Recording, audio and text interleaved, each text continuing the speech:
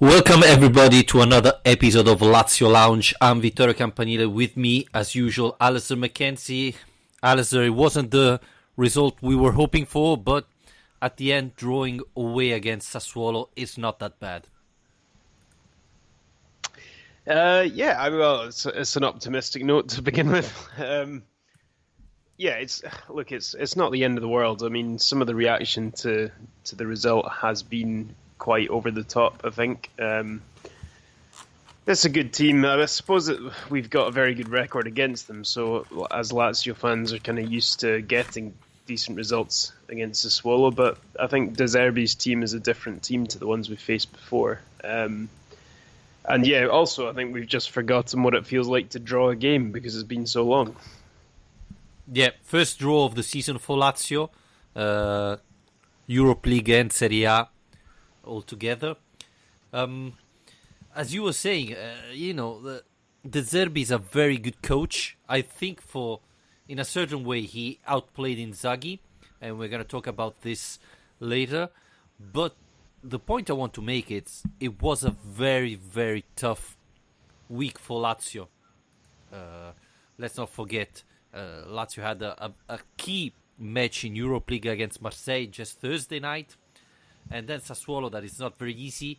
And obviously, Sunday, a much-needed win for Lazio. Another very important match against Spal, who, it's another match you have to win. So I got the impression Lazio was tired. Now, I'm not sure it was physically or mentally or both, but I thought the speed of the team wasn't as usual.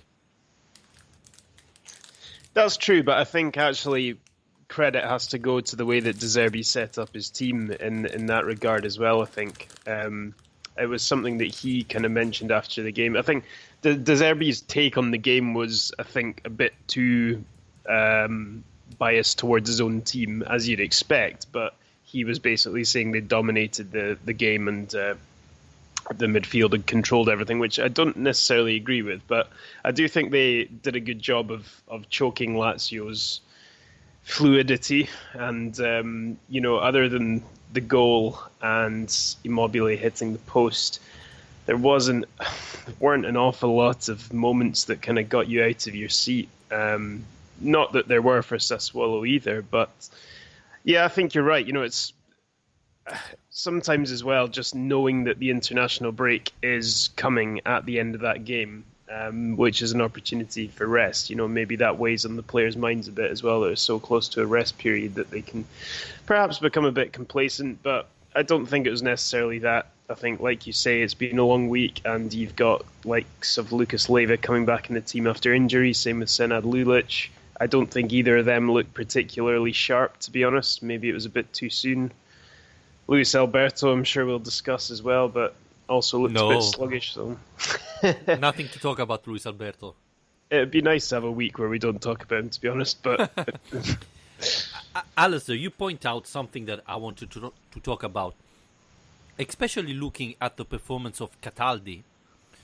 Do you think Inzaghi rushed Leiva back too early, or he's considering the starter, and so as soon as he's fit, he has to play? Yeah, I do think he did exactly that. When I saw the team come out, I thought, with the exception of Patrick, I thought this is Inzaghi's plan A team. It's his kind of template that he goes back to when in doubt, is that team. And I just didn't think it was necessarily time to do it because you've got Correa, who's been playing so well and has barely been given a chance from the start of games. You've got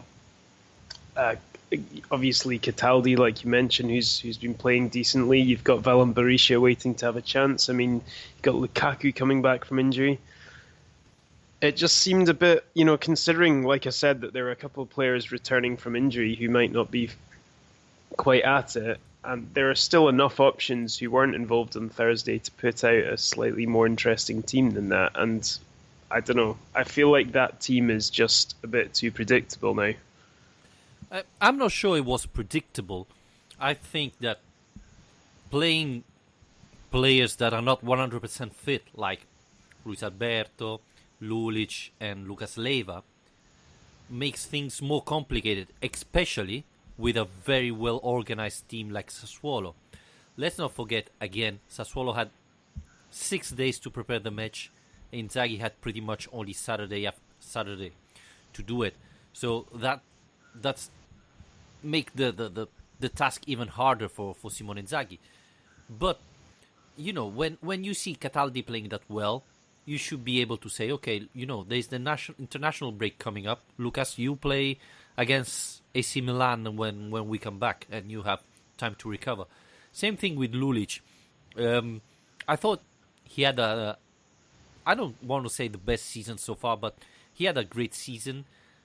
Today, it looks like it was the same old Lulic that makes a lot of mistakes. Yeah. So I didn't like them that much. And again, finally this year, we have options. So give Cataldi another chance. Or if you don't want to give Cataldi, maybe Burgi. I don't know. Obviously, if Leiva doesn't play even Badel, because they're both coming back from injury. But maybe Cataldi, give him another chance. Yeah, no, I think you're absolutely right, because this team, I mean, the timing of this is ironic in a way, because I've started writing a weekly piece about Lazio for the Euro Fantasy League website, and this weekend I'd written about basically how Cataldi coming back into the team has gone a long way to demonstrating how much better Lazio's squad depth is this season. And so, yeah, I think you're right. You don't have to look at it as necessarily a drop in quality if you are rotating the team and rotating players. And I think Inzaghi perhaps was rushing back into what he considers to be his first strength team when he didn't need to, because, like you say, there are options all around the squad that are performing at a good level. So, yeah, I don't know. I think perhaps it'll take a bit longer for him to work out what the right balance is, but yeah, I don't know. I just don't think there's any need really to risk people when you've got other players in the same position who are clearly capable of doing the job. Ramel Gendi on Twitter said he did rotate today. Radu, Patrick, Lulic, Lucas, Milinkovic, Luis Alberto all didn't play Thursday. 6 players are enough rotating in one game. Yes, but he brought back Lulic, Lucas, and Luis Alberto, who were all not fit, not 100% fit. It's not rotating the players. It's putting the best team available. And if they're not ready, then you can rotate how many players you want. But I think Lazio didn't play bad. It wasn't playing at a very high speed that can put a very well-organized team in make them struggle defending. That's the real problem, I thought, of today. Well, yeah, and they did start well. I mean, look, it was the perfect start. I thought that this could easily end up being a game that I kind of expected this to be the game that it turned into in the second half, which was a kind of chess game where Lazio were trying to work a way through and struggling. But after Parolo got that goal so early on, I thought this is the perfect start. All that Lazio really need to do now is stay organised and keep focused. And it was so frustrating for that goal to go in as a result of, not directly from, but as a result of a set piece again. Which was something that Inzaghi was lamenting at length after the Rome derby, that all 3 of the Roma goals came from dead ball situations. And this was another one, indirectly this time. But again, you've got your defensive organisation set up for the corner, and the balls come out, and then another delivery is going to be coming back in. So it's basically just reorganising the defence. It shouldn't be so difficult. And yeah, it gets between Lulic and Luis Felipe, and there's the equaliser immediately. And this is obviously the second league game in a row where Lazio have conceded as soon as they've gone in front after the Spal game, which is very frustrating. Yeah, and this is something that happened very often. Now you were talking only about Spal last Sunday, but especially last season, we see it happen very often to Lazio, that they go ahead and immediately they allow the other team to score. The big frustration was that against Spal, I think in the first half, Spal had only those 5 minutes when they were dangerous. Today, Sassuolo, before the goal, I think they didn't have any chance at all. Then after the goal, the match really changed. I thought Sassuolo got possession of the midfield, and Lazio in the first half struggled really a lot. In the second half, Lazio slowed down a little bit the match, took back control of the midfield, and was more dangerous than Sassuolo. But as you were saying, not that much dangerous. Ciro Immobile had a great chance where he hit the post in the first half. In the second, Lazio were more aggressive, but I don't remember really a great save of Consigli, except the one when he was all alone against Correa in the second half. I think it was Correa at the end of the match. But yeah, Lazio wasn't dangerous as usual. And in the goal, Lulic made the mistake because Ramos was in front. He tried to keep the ball, but Lulic there, you have to get the player. At least, if you don't get the ball, at least put the player off balance so he cannot hit the ball easily. Instead, Lulic completely missed it. Yeah, exactly. I think considering he was Ferrari, it was who was in a Lazio sandwich. You know, he was between two Lazio defenders. He should, like you say, he should be put under pressure. There should be at least something in the corner of his eye that's distracting him. He should be being put off balance. I'm not talking about conceding a penalty, but you have to, even if you're not going to get to the ball yourself, you need to be doing anything you can legally to put off the opposition player. So it was far too easy for him, really. Yeah, and it's not a penalty. You know, if you push him a little bit with the shoulder, things like that you're allowed to do, just to distract him, and then it gets harder to hit the ball as perfectly as he did today, and you know, give the right power to avoid the Strakosha to make that save, etc. Yeah, it's really a shame because I thought after the goal, I think you thought it as well. You know, this match is turning in the right way. I think Lazio can take control of the match and, you know, get these 3 points that are really important. Instead, allowing immediately Sassuolo to score, I think they gave it confidence, and that's one of the reasons why Sassuolo dominated in the first half. They weren't very dangerous, but I think the ball possession was all for them. Yeah. Can we just tip our caps to Marco Parolo again, though? Because the guy is on fire at the moment. He had a the nice funny week, thing is, right? The Spal goal is obviously superb, but he just has this habit of being in the right place at the right time. And I suppose for a long time in his career, he's been kind of characterized by these late runs into the box that cause problems, and that's where a lot of his goals have come from. And but he just has this knack for popping up in the right positions. And even the goal against Spal, despite the fact that obviously it was a superb finish from long distance, he was in that position where he could rob it off the midfielder. So he deserves a lot of credit. That's 5 goals for the season now. Still our second top scorer behind Immobile, and really stepping up. Well, he had an amazing week, right? He scored against Spal Sunday, then on Thursday again he scores, and then on Sunday again. Amazing week for him. And I think if you run that much as Parolo does, I think it's easier to be in the right place at the right moment, like he did today.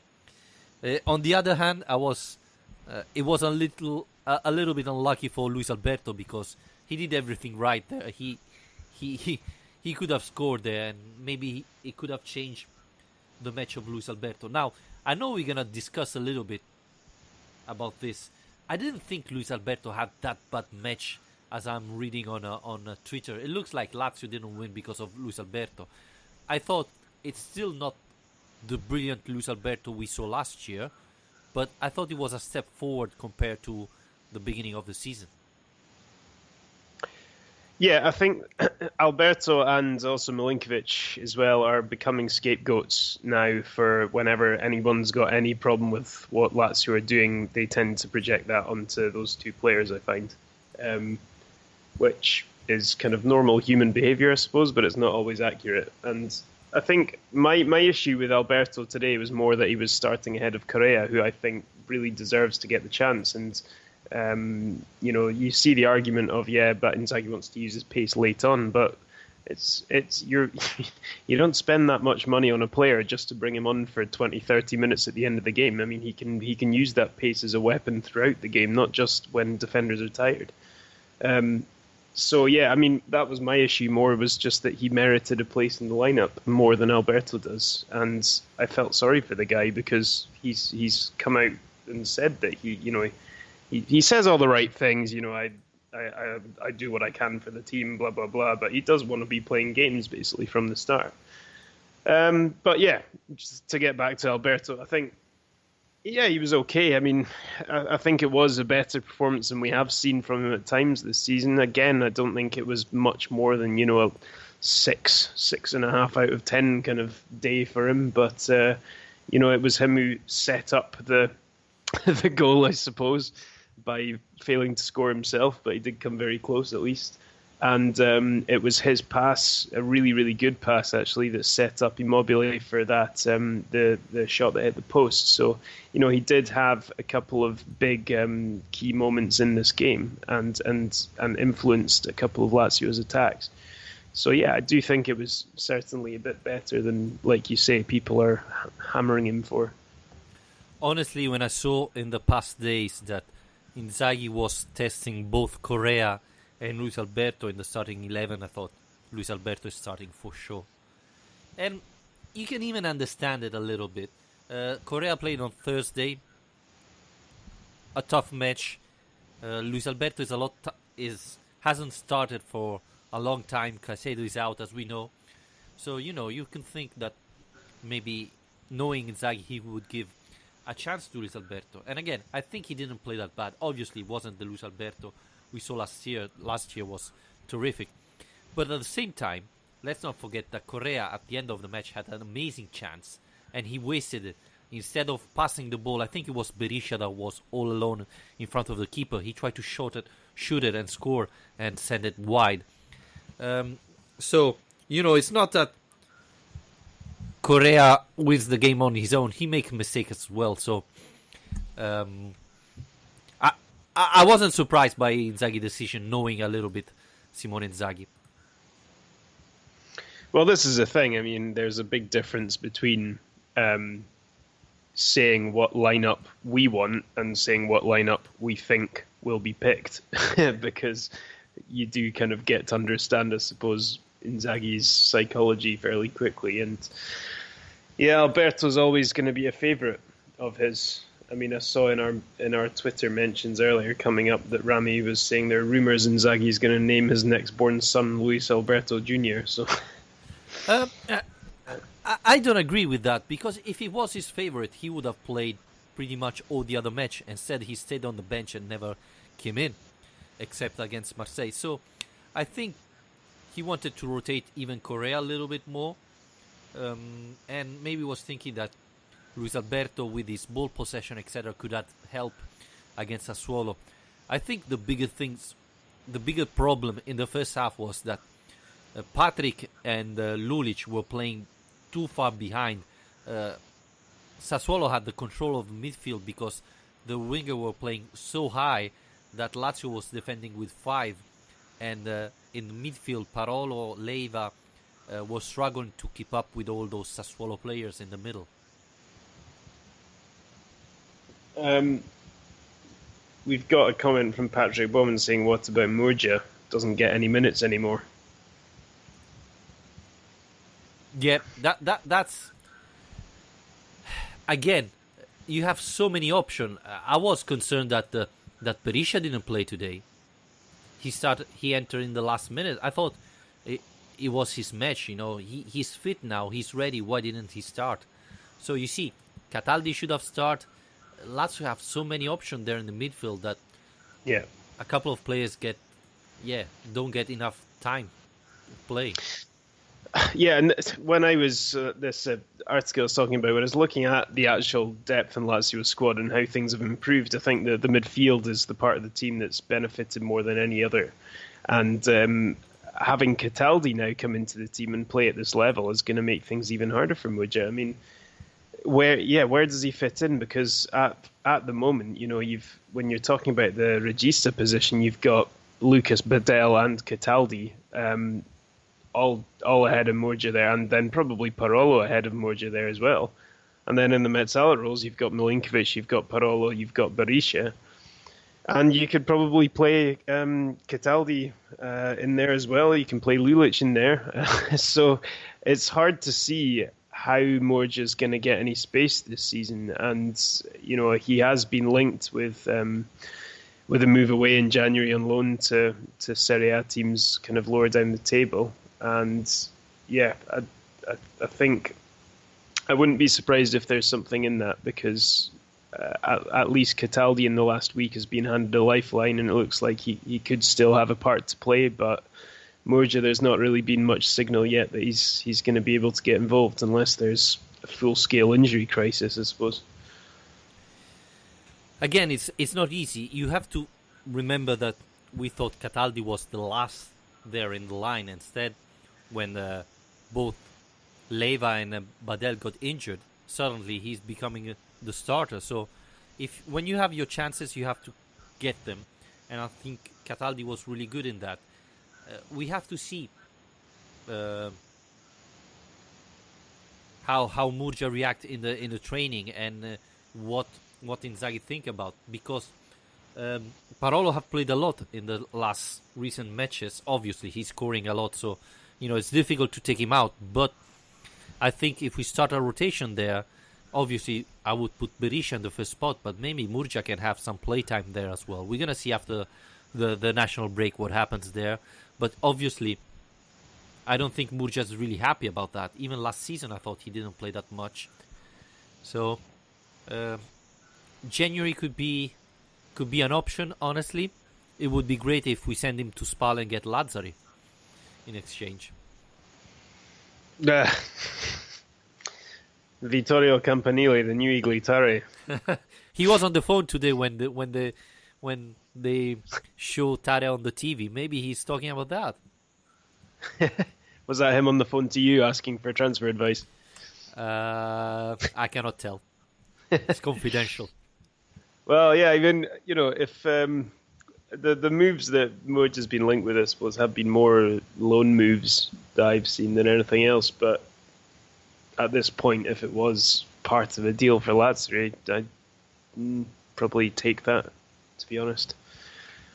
I don't know. It's hard to say. With a player like Murgia, I'm not convinced he's a guy who's going to explode and suddenly become, a Milinkovic, Savic, kind of that level of midfielder. I think he's got the ability to improve with regular football, because he's never really had regular football at Lazio. So I think that if he went to a Serie A team and was getting regular game time, it's likely we would see an improvement from him. But I'm not convinced that is going to see him reach an incredible level. And you never know if you're going to on loan to another club that you're going to be a starter there. Let's not forget what happened with Cataldi when he went to Genoa 2 years ago. So there's not a guarantee there. And maybe train behind good players, you learn more than playing with Benevento. It's not always like that, but sometimes it's useful. Yeah. I don't know. It'd be interesting to hear. I don't think I've really seen much from Cataldi talking about his time at Benevento and how useful he found that. But a team as hopeless as that, I'm not sure how useful it is. No, fact. I mean, obviously you're playing games, but they were just doomed from the start, Whereas, one of the teams that are said to have had an interest in Murgia is Chievo, and I just really don't want him to go to Chievo. That team is doomed probably worse than Benevento ever were, and they also just never play a style of football that would be useful to bring back to Lazio, particularly for a guy who I think is his best abilities are as a kind of box-to-box player, and he likes to get forward, and he can pass the ball, he can shoot, he can do a bit of everything, and I just don't want to see him go on loan to a team and sit behind the ball for 90 minutes being positionally aware and defending space. Yes, but as well, it could be an experience for him to play in a team that is, struggling that much. By the way, I just remember that Djordjevic is there with Kevo, and I didn't see him play. He hasn't been called in the last 5 matches and played just 160 minutes. I'm surprised by that. Did he not? I thought he got an injury. Here it doesn't. I'm on transfer market because I was thinking about it, but it doesn't say if he got injured. Probably knowing him. I think. Well, I remember he got an injury earlier this season. I don't know if he still does or not. It would be a bit of a shame for the guy if he's been frozen out of a second team within 2 years. Yeah, it would be surprising. Yeah, really. But anyway, it could be an experience for Murcia if he goes on loan. I don't know. I'm not sure. It depends on where he goes, where he lands, and how confident the manager is in him and play him, because otherwise it's just a waste of time. Alistair, Arvid asked us a couple of days ago a question. You keep asking Inzaghi to play players for us to know their worth. Perhaps Inzaghi already know. He doesn't need to see them in play. He is content with training in partitella. Arvid, the thing is, there are a lot of players that in training or in friendly match are amazing. Really amazing. Then they play on Sunday on official match and they're rubbish. And there are there are a lot of players that in training you say, "Hey, this is Maradona," and then they play and they feel the pressure and they're rubbish, or not rubbish, but not playing at the same level. So what we're talking about is Alessandro Rossi in training is very good, but Inzaghi as well doesn't know if he plays on Sunday, he's gonna be as good as in training, or even better, who knows, or worse, So that's why we're asking.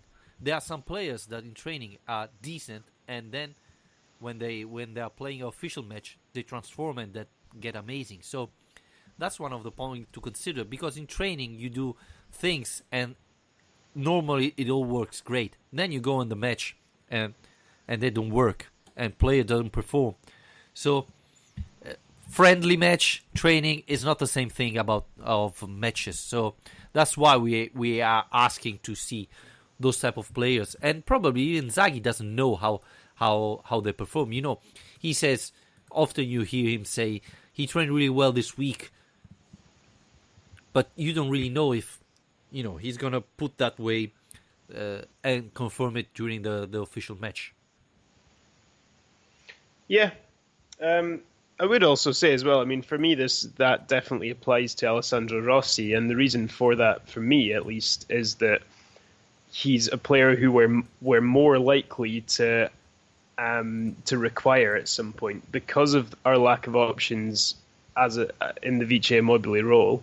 If anything happened to Immobile and Caicedo at the same time, which isn't beyond the realms of possibility, then he is the next in line. And I'm not making that up myself. I mean, Inzaghi said that. So for him to not have any minutes at this stage of the season is a bit worrying. And I do just think that it's worth, like you say, trialing him in a match to see how he stands up to that pressure. Now, for me, the argument with players like Pedro Neto and Bruno Jordao is different, because I don't necessarily have the same opinion with those guys, because there are a lot of Lazio fans out there who are clamouring for them to be given game time and to get involved. But I think I do have more trust in Inzaghi being, and I've said this for a long time as well, I mean, that Inzaghi is best placed to know what stage of their development they're at, and if they're not ready, they're ready. And I don't think that there's as much of a hurry with those guys, the Portuguese guys, as there is with Rossi. And the reason being that Rossi is explicitly a member of the first team squad who might well need to be used this season. There's a point to be made about the Portuguese. Tare doesn't spend that much money if he's not convinced they're really good. So if he invested that money on those two, they have to be good. So why are they not playing? This is something that... And again, no one asked Inzaghi about that. There's not any question about what's happened with Pedro Neto and Bruno Jordao, why they're not playing, and so on.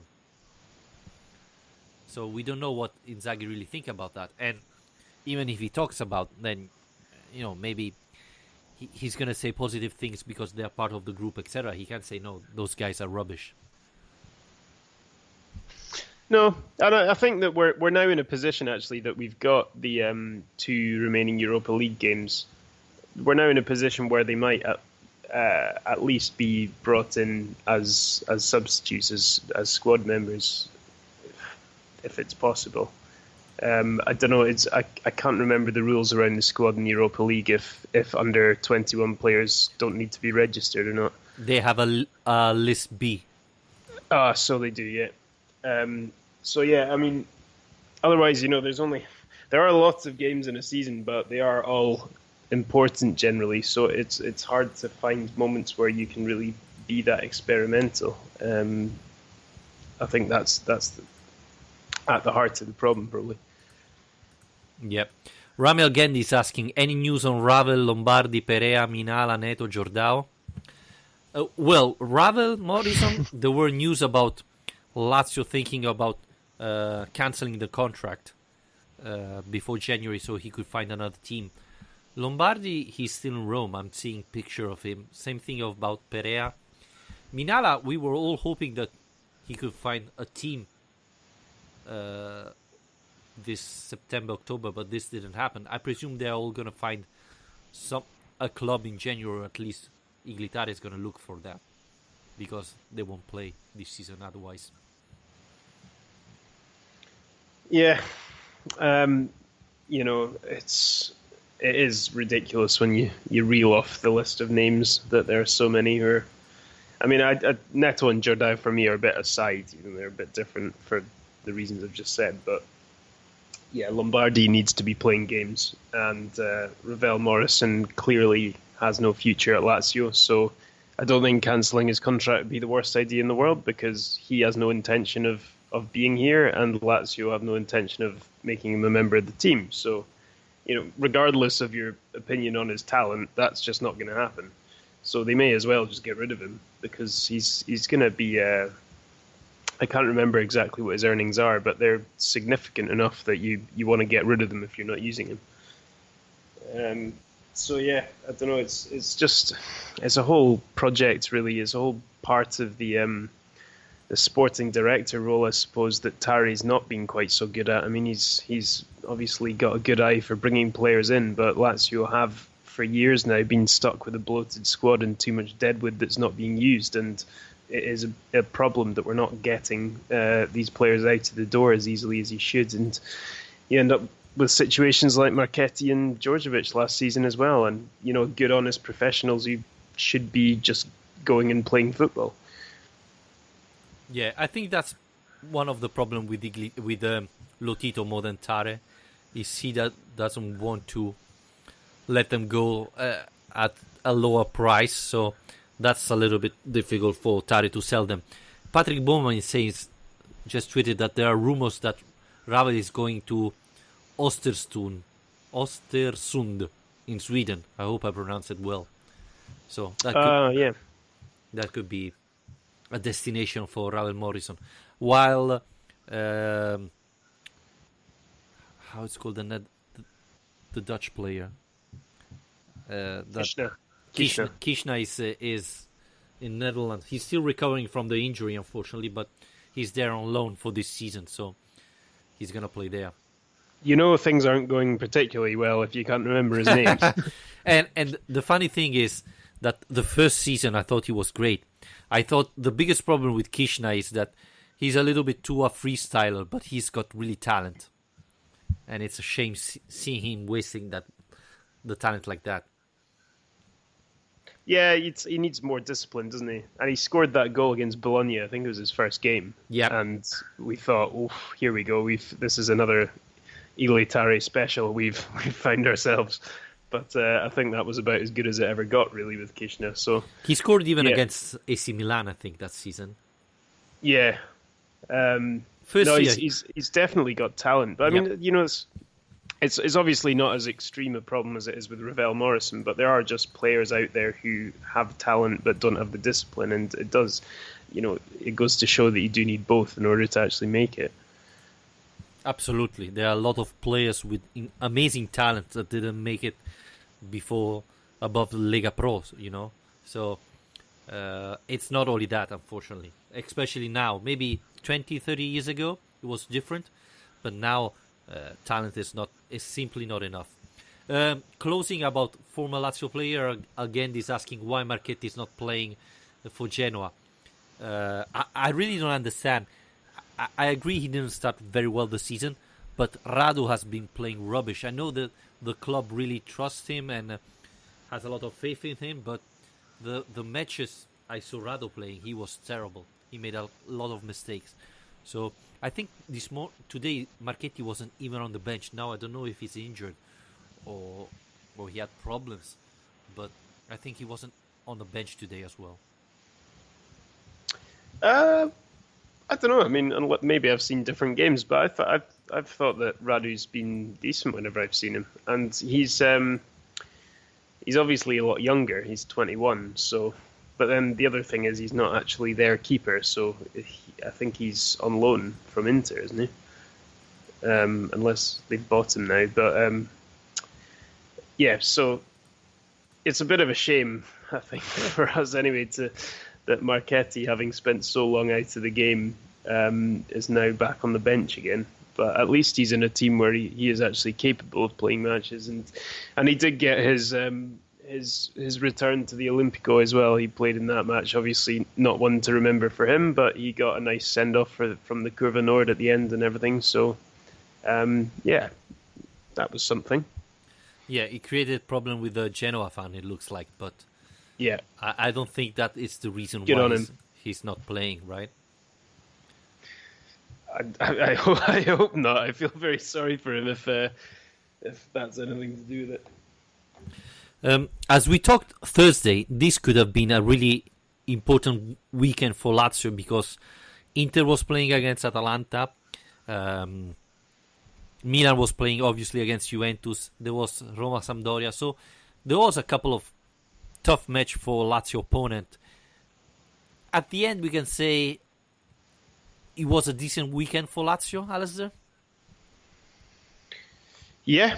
No, well, yeah, look, we definitely can. I mean, this is the thing, that we dropped some points away to a good team, and a team that actually could have drawn level with Lazio in fourth place with a win today. I mean, don't forget that. This is a team that are that close behind us.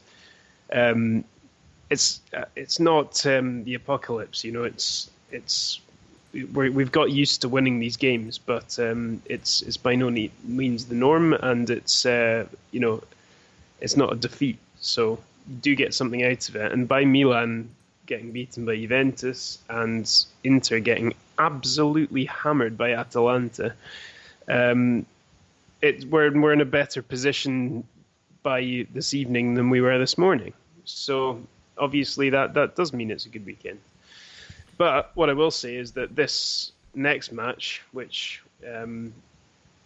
we've got coming up after the international break, is absolutely enormous. I mean, it was always going to be a big game, but Milan at home, considering the current outlook of the table, it's going to mean a lot for both teams, because you've got Lazio 1 point ahead of Milan, so a chance to pull 4 points clear in fourth place.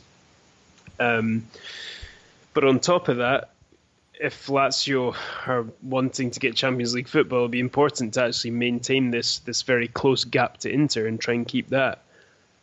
And on top of that, Roma are now dangerously close behind as well after today. So it's whoever comes out on top of this will be in a much better position than the team that doesn't, to state the obvious.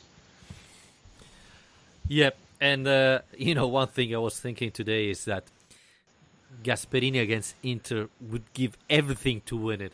I was sure that his team would have played amazingly against Inter, and he did it again. Simply destroyed Inter, and then did the Mourinho celebration. Did you see that? Absolutely, he was waiting for that, right? And I think Inter it's a strange team. They have a lot of talent. They have a lot of character, and not always they merge together. And as well with Spalletti, he's a strange coach. He's very good, but has some difficult character to merge with the others. So I think they can struggle, but they are probably the best team for this fight for the Champions League spot.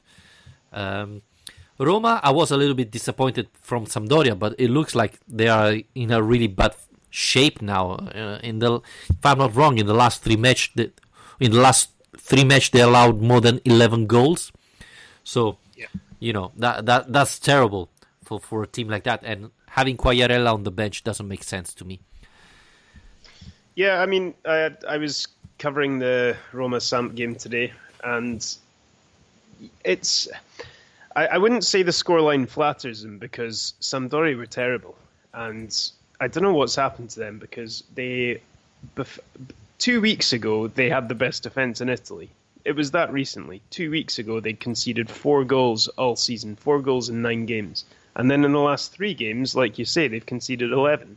It's crazy, and so I kind of expected to go to this game after they got hammered by Torino last weekend. I kind of expected them to provide a reaction today, and obviously Roma had been to Russia in the Champions League as well, so I was thinking that Samp had a decent chance of kind of turning things around today, and they really didn't.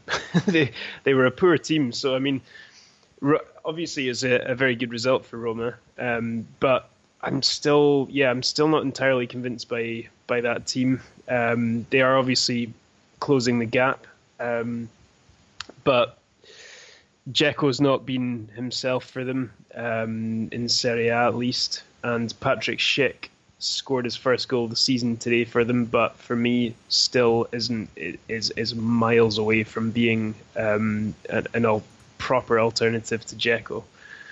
And beyond that, they've got all these options, and he can't settle on his midfield properly. And I don't know. I think that Roma are likely for a while for me to keep kind of darting between good results and bad results. I'll be surprised if they go on a big winning streak between now and New Year. You never know, but I didn't see any evidence today that they've massively turned things around despite the big winning margin.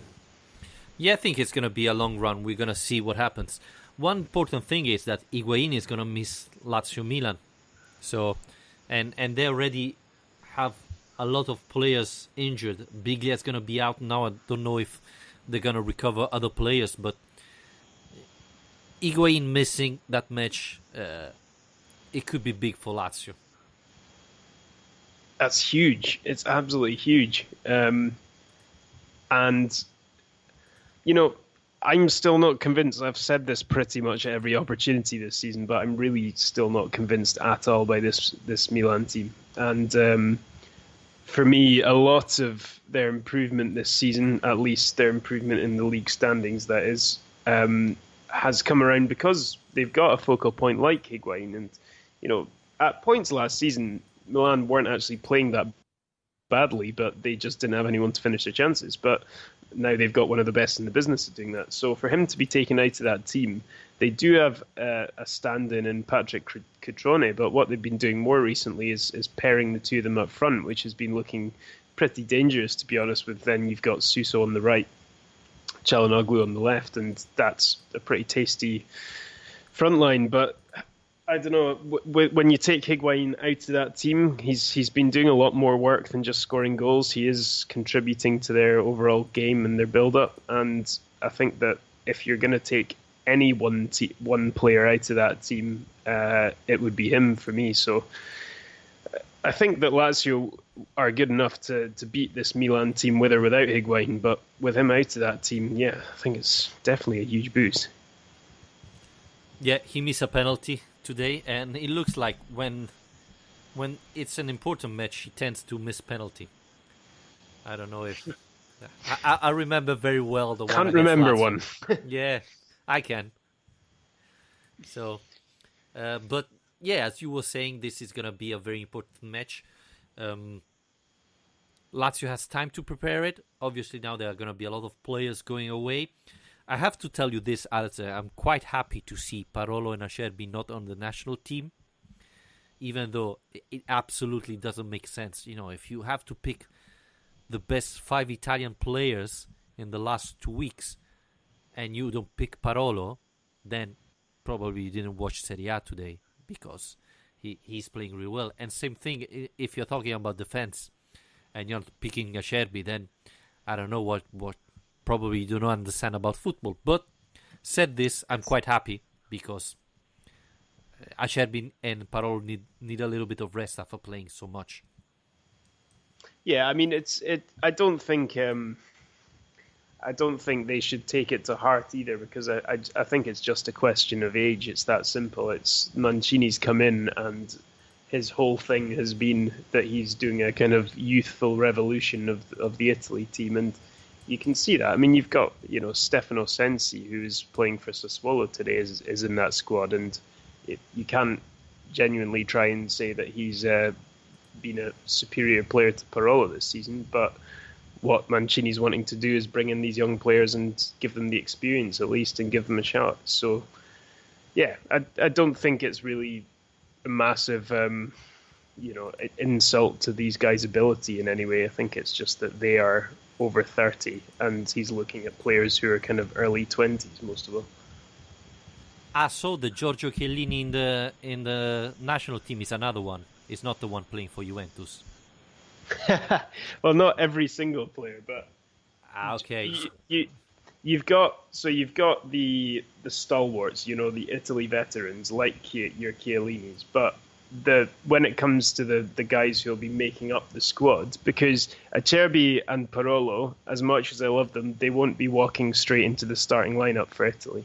So when Mancini's building that team and he's looking at actually fleshing it out, I don't think he's going to be looking at guys who are that kind of age bracket. Do you not agree? Looking the midfield of Italy and not putting Parolo, it's quite hard for me. But I can understand what you're saying. But then again, you take off Buffon, then take off even Chiellini at that point. But anyway, I really, to be really honest, I'm really happy. I would have preferred even to have Immobile out, but he has been called, so it's fine for me, honestly. I really don't have problems with that, and it's better for them to rest. Lazio should be their national team. That's the way I think it. Yeah. Well, yeah, it's a shame in a way as well, because if there was one player we could pick from this squad to put in a bed for 2 weeks, it would probably be Immobile. But there you go. He pays the price for being so good. But at least he's probably not going to play because it's Italy. Yeah, let's hope so. So he can rest a little bit. Even because Inzaghi yesterday in the press conference said that Marusic and Immobile were a little bit injured, or a little bit not at 100% form after the Marseille match. Marusic didn't play, and Immobile obviously played all the match. So I didn't see him that bad, to be honest with you. But Inzaghi knows him better, so probably he was struggling during the training. Yeah, you would have thought so. Yeah, obviously he sees things that we don't. I mean, I think that the international break is probably coming at quite a good time, actually. Again, I think I said this before the last one. And Luis Felipe, actually, I saw had some post-match comments where he said the same thing, that I think it was kind of welcome to have a bit of a rest at this stage of the season. So, given that Lazio, you might think this is a good thing or a bad thing, but there aren't that many players who are actually going to be heading away on international duty. So as a result, it does actually benefit Lazio more than it does benefit, I suppose, our top four rivals, you might say. No, I totally agree. And let's not forget that Lazio is the only Italian team to be already qualified in Europe League to the next stage. And Lazio had very complicated match in the last 2 weeks or so. The two match against Olympique Marseille, they were crucial for the Europe League. Then you had the Fiorentina, you had the Derby and so on. So it wasn't very easy for this team. And let's not forget that apart from Parolo and Acerbi, it's a very young team. So they have to get used to these matches. And I think this rest comes in the perfect time for Lazio to recover and then finish the year, especially after, and concentrated on the next match against Milan. That could be really crucial, because after this defeat, if Lazio is able to beat Milan, then maybe they start doubting about the performance and so on. So it would be really important. Talking about Luis Felipe, he complained about the referee today. He said he whistled a lot of fouls that was uncertain and gave a lot of yellow card. I didn't like at all the performance of the referee today. There were, I think it was an offside to Correa that was the free kick to Correa at the end of the match was simply embarrassing. It was not only a free kick, it was even a yellow card, and he didn't give nothing. That's really terrible. And makes me wonder, why do we have the VAR if we cannot use it in so bad mistakes? Well, yeah. I mean, you can't use the VAR for a foul like that. But and that's a mistake for me. I mean, if you have it, you should be using it. Again, I would give. You think for just normal fouls but outside the. In modern football, a free kick is very dangerous. 50% of the goals come from there. It was a free kick near the box plus a yellow card. The coach should have to challenge to ask for the VAR in any situation. That's it. Yeah, no, I agree that would be the better way of doing it, is that you put the decision making in the hand of the coaches. But I don't know. I don't think they should open up the decisions to every foul on the pitch, or the games would be about 4 hours long. No, just two, Yeah, I think today, I do agree. I mean, the decisions did seem to be going against Lazio, quite soft ones, and there were a couple on the edge of Lazio's own box as well. So, like you're saying, dangerous positions. I'm amazed it took you so long to bring this up. I thought, the first thing you like to do is complain about the ref. I was thinking about other things. The match finished hours ago, so I calmed down. But you brought back Lucas Ramos, and the first thing Ramos said was that. So I was watching the table, and Sassuolo has the same point of Roma, and Atalanta is just 1 point behind, and Fiorentina is 2 points behind Roma. And I'm not totally surprised. Fiorentina, it's a team that can play really well, and then drew against Frosinone. Do you think Sassuolo and Atalanta will be able to fight for the Champions League spot? Put some pressure on Roma? No, not for Champions League. I think that they'll.